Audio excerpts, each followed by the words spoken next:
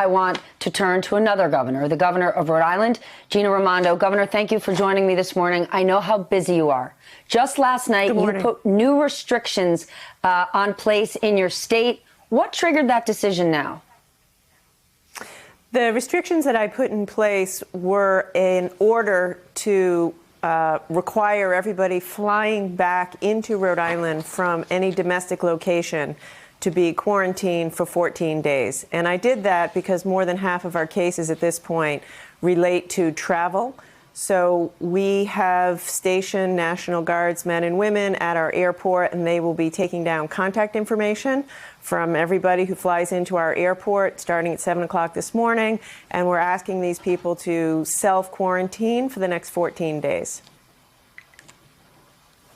That's a much more modest restriction than we've seen in places like New York or New Jersey. You haven't put the stay-at-home order in place, but you said you'd consider it if people don't get serious. What does that mean? What are you waiting to see? Yes.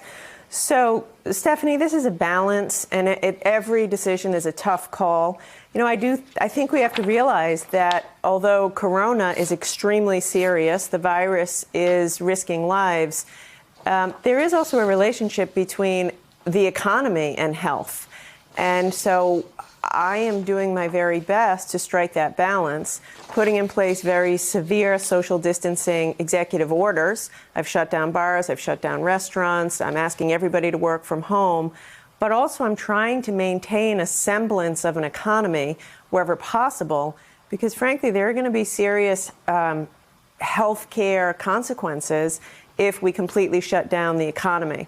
So I'm staying focused. I make decisions every day, reevaluate every few hours, looking at the data, and trying to, as I say, maintain some economy while I'm readying my state with more tests, more supplies, more hospital beds. In the event that we have a surge, we want to be ready to keep everybody safe.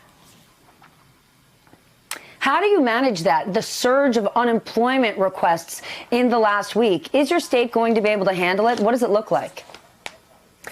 It is severe and significant. To put it in perspective for people, we are seeing more unemployment insurance claims on a daily basis than we saw on a weekly basis at our peak in 2009. So, look, this is real. I shut down every restaurant, bar, gym, salons, and we did it precipitously. So right now, yes, we're paying our claims, but I do want to say the federal government needs to step up their response. I was listening to your segment earlier. The Senate needs to get that bill out today on the president's desk. I can tell you that here on the front lines, hospitals need aid, small businesses need aid, cities and states need aid. And if there are compromises to be made, get to work, make the compromises, pass that bill, and get some of this stimulus to the states. We are the closest to the people, closest to small businesses who are crushed right now, closest to hospitals who are crushed right now. Get us that stimulus so we can get to work, so we can keep, as I said, some semblance of an economy going until we're able to reopen it. But do you want Democrats to sign it no matter what is in it? The argument those who haven't signed are making is that it is too beneficial to big business. It gives Steve Mnuchin too much discretion to support whomever he wants and not enough support for the American people or states and local governments. That's why many said they haven't supported it. Right. Look, the answer is no. You can't support anything regardless of what's in it. And I have been in touch with my federal delegation on a daily basis, and they're in there fighting for Rhode Island hospitals, Rhode Island small businesses, and the state of Rhode Island.